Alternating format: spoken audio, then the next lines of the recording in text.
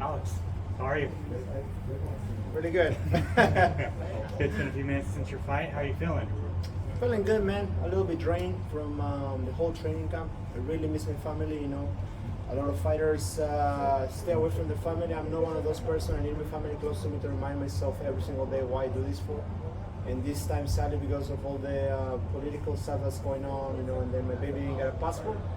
It was tough to be away for 5 weeks from my newborn baby, but pull it through, and just thank God for that. So, man, I'm feeling good. How did you feel about your performance?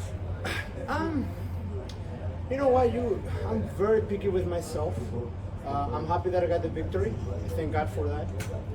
I know I won. It was a close fight. Don't get me wrong. And yes, you know, like he did drop me once there, but I thought I won. You know, I was close to finishing two. You say it was close to finishing. Well, not really, because I knew I was not gonna give up. But I almost had him, and you know, I guess it's just part of fighting. So I'm a little bit disappointed I couldn't finish it. But at the same time, man, you know, at this level, it's not easy, you know. So he's a dog. He hasn't been finishing a while. He beat big names, and man, we pulled it through. So we're here now. Well, what was your game plan going into the fight? It was stick and move, man. Stick and move because, you know, like he's a dog. He brings the dog out of fighters. And he brought the dog out of me today. You know, he makes you fight. You know, you have no choice. You have to fight him. My plan was, to be honest, you know, stick and move. But it was really hard to do that today. Like I said, I felt very drained coming into this fight. I wouldn't say weight cut was a problem, but also weight cut is never easy. Like I said, I was just very drained, psychologically, physically, everywhere. You know, my soul was very drained. I really miss my family, and you know, I think those are the moments that you really get to learn who you are, because, you know, you gotta pull something really, really deep out of you to be able to go and fight again there. So part of me, to be honest, today I had a hard time being there, but man, we did it. And like I said, there's something else inside of me, which I believe is God, that makes me go through those big challenges. And man, I'm just thankful for it. So yeah. And finally, for me, looking forward to the playoffs. Is there a name that you would like to fight? Well, right now it's looking like I'm fighting my friend Olivier Messier, which, you know, is always something that I would enjoy. Probably would like to fight him in the finals. So hopefully Steve Ray, and hopefully Steve Ray gets to pull through, and you know, bump me out so I don't fight my friend Olivier. But, you know, yeah. So that's what it's looking like. Congratulations. Thanks, Alex, man, like, how surprised were you didn't get that rear naked choke? Because it looked like you had it wrapped up, man. I knew it was gonna go out, so I knew it was gonna go out before tapping. So I saw his arm; was about to tap. I'll be honest with you, I don't know how he got out of it. I knew I had it. I was squeezing, man. Probably that was the problem. I was squeezing too hard, maybe. And then I don't know. I need to go watch what happened, because, you know, I was going, and I'm like, I'm getting this. And I remember even talking to myself and saying, I'm gonna get this guy in a naked choke. And sure enough, you know, when I saw the opportunity, that's why I latched in there and I just started squeezing. But he's a dog, man. Holy, like I don't even know how I didn't get it. So I have to go and watch that and see what's up. So. Yeah. And Clay's a notoriously, you know, hard hitter, good striker. Did he hit as hard as you expected him to? He dropped me, but no, man. You know, I took every single punch. That one punch that he hit me with, you know, yeah, he took me out of balance. But I was back in the game right away too, right? So I have some neck problems I gotta fix real quick, and it's just like some little tweaks I gotta do, and then. He's very, how you say, he's very elusive, you know, like there were moments where he's just walking away, and I'm like, okay, you know, he's out of my range, and then he comes back around. I was like, what the heck? So, you know, like, he surprised me a lot of little things like that I wasn't, I watched his fights and I studied him, but, you know, he's very elusive, you know, like he's really good at doing stuff like that. So he plays possum a lot, so, you know, my coach told me, is like, don't follow him to the finish. So I take him once. I noticed that with my jabs, I take him a few times. But even with my hook, I know I landed some good hooks, but my coach is always like, don't follow him, because he plays a lot of possum. So, you know, he wants you to like get in there and slug with him, so he comes back with big shots. So I stuck to the game plan, and you know, things work out well. So Definitely, man. Congrats. thank you. Alex, how are you? I'm doing really good, man. How confident were you that you were going to get the decision after the third round. Man, for the last few weeks I've been joking. Today, happy birthday, Coach Sean. I've just been joking as I told Coach Sean, I'm gonna give you a victory for your birthday, and I kept saying that. But I told him just to make it a joke out of it, I said, just to raise your heart up, I said, I'm gonna give you a split decision for your victory, just to I'm gonna give you a split decision for your victory. Dude, in my Bible, I read a lot of the Bible, I'm a Christian, I believe in God. And the Bible said, careful with your tongue, what you say will happen, so not exactly like that, but you really gotta be careful with what you say. I've been saying that I've been just joking around, man, and I think I gotta joke differently next time. So yeah, sure enough, I got a split decision today, and I'll probably give a heart attack to my coach and happy birthday, Coach Sean. So yeah, I was really confident I was gonna get the victory. There's a feeling you already know when you're going to win before winning, and of course, this is a fight game, so anything can happen. But most of the times when I know that I'm gonna go and win, somehow I won't pull it off, and probably that's why I win, because I really believe I'll do it, and I just can't do it. So Excellent mentality. And lastly, for me, this is a hard-fought and hard-earned victory. How do you plan to celebrate for this? my family, man. I'm gonna go see my family. I'm gonna rest for a bit, and then I'm back to camp. And there are, like I said, I didn't feel 100% today. I'm not making any excuses. It's just the way that the fight game goes. So there's always room for improvements. Like I said, today I think I show a lot of champion mentality and the champion soul. So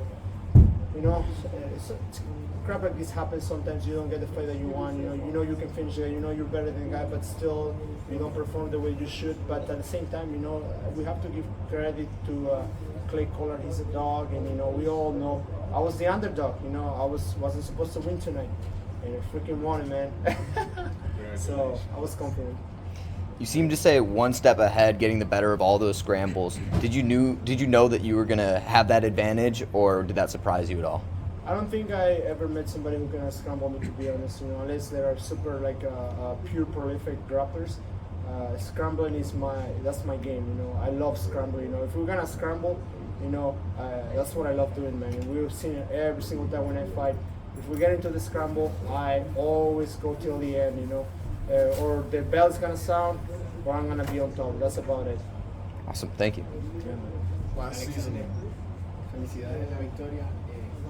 Llevas un rato hablando sobre que no te has sentido al 100% en esta pelea, física, mentalmente. ¿Puedes abundar un poco más en qué sucedió y en qué te aferraste para conseguir la victoria en un combate tan complicado? Hola, primero que nada.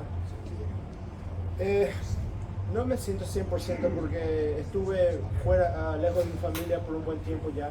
No estoy acostumbrado a estar lejos de mi familia, especialmente con una beba recién nacida. Arlo Martinez, mi señora Olivia Martínez están allá en Canadá, Grand Prairie, Alberta. Y estuve lejos de ellos por 5 semanas. Nunca estuve acostumbrado a estar tan lejos de ellos así. Estuve acostumbrado con mi señora, pero no con una nueva niña, una bebé que está muy cerca de mi corazón. Y sentí que las últimas semanas del campamento, los últimos días, ya las energías me estaban yendo, ya no quería saber más nada. Le decía a mis coaches, yo no sé si podré hacer esto, estoy en mi familia, no quiero saber más nada, no me importa nada. Y luego tuve que buscar algo muy dentro de mí para poder decir, bueno, esto es para mi familia, esto es para mi beba. Aquí una vez que yo decía algo, ¿cómo me iba a sentir después? Entonces tuve que mentalmente decidir que esto lo estoy haciendo por ellos y por mí mismo también. Y que es ¿cómo se llama? Es un challenge, un gran desafío, un reto que yo tengo que sobresalir adelante, no solamente para mí mismo, pero para mis hijos, o ahora viene a ser solamente mi hija, pero planeo tener más. Que en un futuro cuando ellos vean esto, mi padre pudo hacer eso, yo puedo hacerlo también. O sea que es un ejemplo para un futuro para ellos, para la gente que cree que no puede. Pues yo creí que no podía, y esta semana encontré la fuerza de Dios. Claro, pues soy alguien que confía en Dios y tengo mucha fe en Dios, y encontré, como se dice, esa fuerza, y bueno, estuve aquí, pero me sentí muy desgastado. Gracias. so last season you had you and Clay were both semifinalists in the playoffs. Obviously, leading up to this fight, did it have that kind of playoff feeling where it's two elite talents in a winner go home scenario? Yeah, man. It was a winner go home scenario. That was it, man. There was no losers doesn't get to stay on. You know, we all winners got to fight against each other tonight, and you knew that whoever wins gets to go on to the next one. And I remember after my last in the playoff last year, Clay comes down. You know, I'm there. I just finished fighting Lloyd Rajapov, and I was injured for that fight. And, you know, he kicked my leg, and I was even more injured after the fight. Not taking anything away from anybody, it's just facts how I felt and how it was. And then Clay comes around and says, "Hey man, we should probably get into a fight soon." And I'm just like, "Dude, just give me some time. I'm injured." And you know, sure enough, we get to fight now this season coming around, and yeah, so I was like, okay, well, you know what, like that fight was supposed to happen, I guess. So you know, here we go. And then, yeah, man, it was a win. Win gets to go on, and whoever loses gets to stay behind. So. Alex, you mentioned trusting your striking coming into this fight, and you felt that it was underrated. Were you satisfied with your performance striking-wise for this fight? Man, you're never satisfied, but you know, I got to show my striking too, which is good. You know, I got to, you know, I think the reason why he didn't get to do more of his work, because we see how much he throws, and somehow he didn't put that many numbers on me like he does with many people, many other fighters. And so you know, that just gets to show the level of my striking as well. You know, because yeah, he did drop me on the second round, but at the same time, you know, I recovered, I got back, and you know, we went back into striking, man. But I think I could have been better. You know, I know I'm a lot better on the gym. So, but at the same time, you know, that's the hard part about fighting, translating what's going on in the gym into the octagon, right? So, it is what it is. I'm thankful for it. Like I said, I trust my striking. You know, I know I have something, but at the same time, you know, sometimes it's hard to put it on, especially like game fighters like Clay Collar. So yeah, man, you know, I'm just really thankful for the victory and on to the next one. Were there any like gaps in his striking that you kind of saw during the fight, and also what about Clay's striking was the most challenging for you? So Clay's striking is everything that I hate from a striker, which is a lot of pressure and a lot of volume. So my striking is, if we can, take our time, get something in between, and I pick you apart, then I'll do that all day long. But Clay doesn't like to do that, right? So, it's a lot of pressure, man. It's crazy how the pressure he puts into it. So you gotta always be ready and on edge, and you gotta be ready to counter right away. So I felt good, to be honest. At the same time, I know I could have done better, but he just brings that dog out of fighters. You have to sometimes just stick it. You stick in there and just go for it, because otherwise it's gonna pick you apart all day. So yeah, man, it's a lot of pressure. What do you think was just the biggest factor preventing you from maybe getting a finish in terms of striking? Because I know your style, you said you like to be elusive and counterpunch, but something that Clay was doing in this fight fairly often was when you were trying to circle, he would throw the kick. Yeah, so he did really good on that. So he probably watched my fight, how I circle and stuff like that, and then he kind of got to learn how you say, counter my movements, because I move well. Man, I'm sure he watched tapes on me too. I watched tapes on him, and I saw the things that he did a lot, and I'm sure he saw the things that I did. So that was one of those things that he kind of tried to capitalize on. It was when I started to move to the outside. And yeah, man, it's a hard fight. So Yeah, thank you. yeah. Well, congratulations on the win. What can you take from this fight moving forward into the playoffs? That first round's in New York, right? Yes, sir. What can you take from today moving forward for whether it's your friend Olivier or whether it's somebody else in the playoff? Confidence, man. You can take a lot of confidence out of this. I just beat probably one of the number one seeded fighter. Well, Pettis is number one seeded because of the points, but when it comes down to hardness, I thought that Clay Collar was probably one of the top.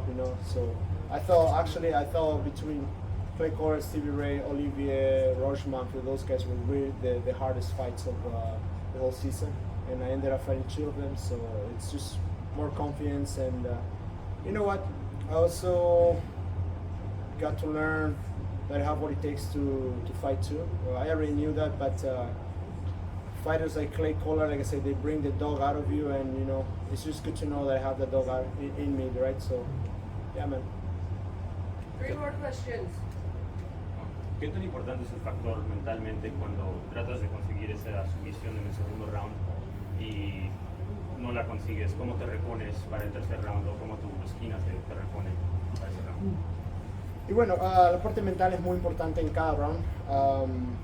Cuando crees que tiene una sumisión, yo creía que tenía la sumisión, yo creía que le iba a terminar el segundo round y no pasa, mentalmente tienes que estar, como se dice, con la mente fría, porque si te pones, como se dice, triste porque no lo puedes agarrar, no es tiempo para ponerse triste, es tiempo para adaptarse. Entonces lo que yo hice fue, yo dije, no agarré la sumisión, ¿qué puedo hacer cuando tengo que ganar el round? Entonces puse mi triángulo en el cuerpo y lo mantuve y traté de pegarlo para poder acumular puntos y utilizar mi cabeza, ser un luchador calculado más o menos y ganar ese round, porque yo sabía que ese puño que me tiró podría robar el segundo round.